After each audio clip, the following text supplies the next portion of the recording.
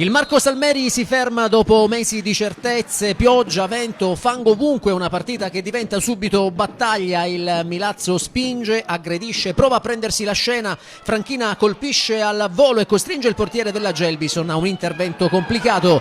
La Gelbison incassa e risponde prima con Liuri, il cui sinistro a colpo sicuro trova il muro mamertino, e poi con Kosovan che si gira al limite dell'area e calcia col mancino chiamando Quartarone alla parata. La gara si riscalda, gli episodi si accavallano, Liurni lanciato a rete, salta Quartarone, segna, ma l'urlo resta in gola per un fuorigioco che fa discutere i cilentani. Poco dopo tocca al Milazzo sentirsi tradito, Franchina segna dopo la sponda di Galesio, ma anche qui il fischio dell'arbitro spegne tutto tra mille proteste e parecchi dubbi. E quando il Milazzo sembra avere il controllo, la Gelbison colpisce, punizione di Semeraro, palla in mezzo, Viscomi svette e di testa batte Quartarone, e il colpo che sposta l'equilibrio è lo 0-1 che gela il Salmeri.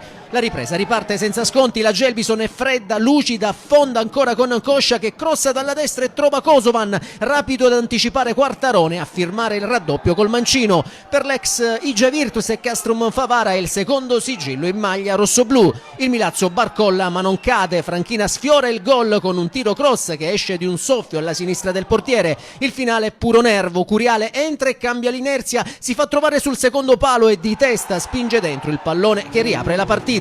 Lo stadio si accende, il Milazzo ci crede, la Gelbison resiste, sfiora il terzo gol con Kosovan, fermato da un Quartarone attentissimo. Ancora Curiale va vicino al pareggio di testa tra proteste e trattenute sospette, ma l'arbitro lascia proseguire. Nel recupero il colpo di scena, Marco Greco, già ammonito, ferma Kosovan e vede il secondo giallo. Il Milazzo resta in 10 e la partita scivola via. Nei secondi finali arriva anche il rigore per un presunto tocco di mano di Silvestri sulla conclusione di Ferreira. Lo stesso Ferreira va sul dischetto e non sbaglia, è il 3-1 che chiude tutto. Il Milazzo perde in casa per la prima volta nel 2026 dopo l'ultima sconfitta rimediata lo scorso 19 ottobre, resta fermo a quota 35 punti, sesto posto a 4 lunghezze dai playoff.